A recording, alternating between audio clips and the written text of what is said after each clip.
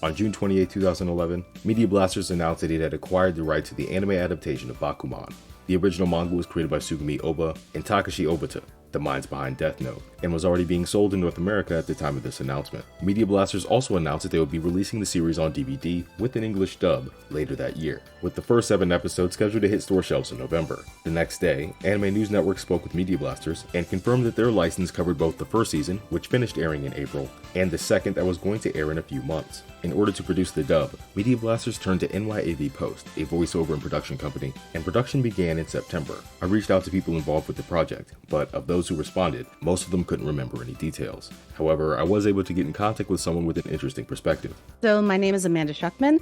I am a writer and a sometimes voiceover artist and a sometimes podcast guest star these days. At the time of the Bakuman dub, I was the studio manager for NYAV Post, so I was sort of in charge of booking talent, managing schedules, tracking sign-in sheets, all that stuff, and also I was working as a voiceover actor, and I got to be involved in that dub after auditioning for Miyoshi. So when the people we knew at Media Blasters were like, hey, we got this show, I think Michael had an interest in it previously or was familiar with it in its original form.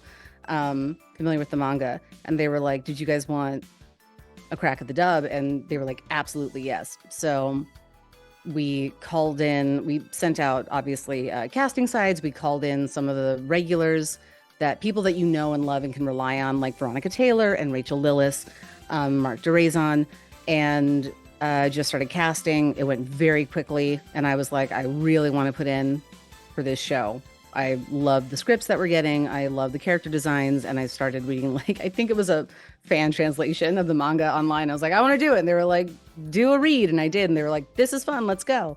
And then we just dove in. The series' first DVD, Bakuman First Issue, hit store shelves on November 22nd, and fans would only have to wait a few months for the next one. Bakuman Second Draft, which contained episodes 8 through 13, was scheduled to be released on February 29, 2012. But things quickly took a turn for the worse. Media Blasters have been struggling for a while now. With the advent of streaming, declining home video sales, and some poor acquisitions, they weren't making as much money as they used to. They even sold their distribution rights to the Allegro Media Group in 2010 to raise capital, but that just kicked the can down the road. Things came to a head at the beginning of 2012 when Media Blasters laid off a majority of their employees. However, despite this, they still planned on releasing the same number of titles as before. But the bad news didn't stop there. On January 31st, Robert's Anime Corner Store announced that 2 Media Blasters DVDs had been cancelled, and the first title listed was Bakuman Second Draft. There was no reason listed behind the cancellation, and no new release date was announced. But it looked like things still might work out for fans of the series. Pre-order pages for the Blu-ray release started popping up, but its release date was quickly pushed back from May to June. Unfortunately for fans though, this release would never hit store shelves. On June 15th, Robert's Anime Corner Store announced that the Blu-ray release had been cancelled, but by this point, some details about what was going on started to make their way onto the internet. Someone had run into Michael's sister Nicholas, the founder and president of NYAV Post and the voice of Moritaka Mashiro in the dub, at a convention. According to their account, the dubs for the second batch of episodes had been recorded, but they hadn't been paid for them. And it looks like that's pretty much what happened. In December, we were trying to get people paid. I remember there were issues getting Media Blasters to pay the actors for it, because I would collect the timesheets, we would add up their hours, and we would submit those hours as an invoice to Media Blasters. And I know there were delays on payments. And beyond that, I remember when, we finished the first batch, the volume 1, and we submitted it. It went into editing. They put out the discs, and we moved immediately, because the turnaround for these things is so fast. We moved immediately into the batch 2 the volume 2 recording. Fast forward, that's all gone. Media Blasters couldn't pay for any more recording. We were already in production and they couldn't pay us for what we had already done. While they did begin working on the next batch of episodes, things got shut down about halfway through. And while the audio for some episodes was recorded, those files didn't stick around for very long. And then I reached out after the fact to Mark DeRazon and our engineer at the studio, and I was like, do we have these files? Do we have any of the files? And they were like, no. And I was like, well, that's the way it goes sometimes, I guess. But we'll always have volume 1. As for why the files disappeared, it could have been several things, from corrupted files to just clearing hard drive space. By the time that NYAV Post was 100% sure that the project was dead, about 6 months had passed and the studio had moved on to other projects. And at that point, there was no reason to keep them around. On November 1st, 2012, Media Blasters decided to answer some questions about their licenses on their Facebook page. When it came to Bakuman, they confirmed what most fans had already suspected, that they had no plans to release any more of the series and that it sold poorly. They did say that there was a chance that Viz Media, who was releasing the manga in North America, would pick it up. But even if they did eventually license the series, it didn't look like they were too interested in dubbing it. Viz Media Europe had acquired the rights to Bakuman in several countries in March, but announced that they would only be releasing the series subbed after the North American release was cancelled. Then there was the question of whether or not Viz, or anyone else, actually wanted the North American rights in the first place, given that Bakuman sold so poorly. Even after a tumultuous 2012, Media Blasters managed to survive into the new year, and on March 8, 2013, John Cirabella, the company's founder, decided to answer some of the questions he'd been receiving in his statement. And the first topic on the list was Bakuman. Quote, Bakuman is no longer an MB title, and any guesses of who or if it will be released is simply a guess. End quote.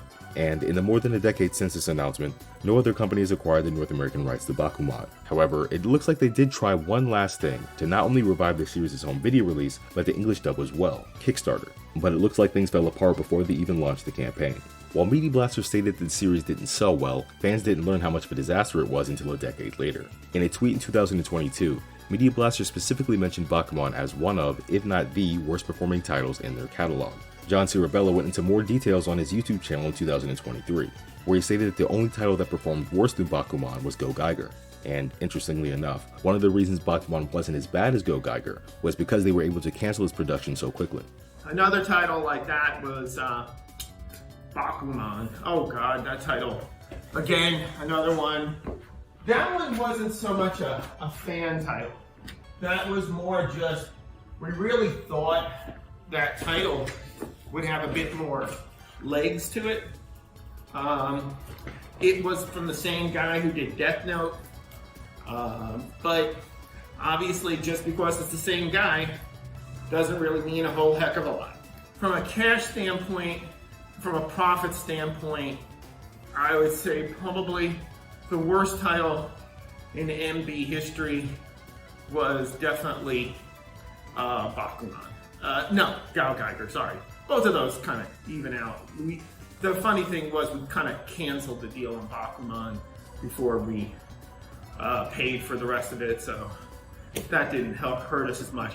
He also mentioned that these two acquisitions came in at an especially bad time for the company. Go Geiger, on the other hand, it came at the worst time for us too. Go Geiger, Bakuman. They came at a time when Media Blasters was already having some trouble. We hadn't had a big hit in a while.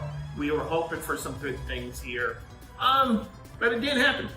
As for everyone who worked on the dub, even if they were disappointed in the way the project ended, it sounded like they enjoyed their time with it.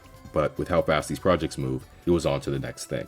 I'm sorry I don't have any cool, juicy behind the scenes. What really happened was, but it was just a bummer. Money things happened, the project slowed down, everybody went on to do the next thing. So that was our Bakuman saga.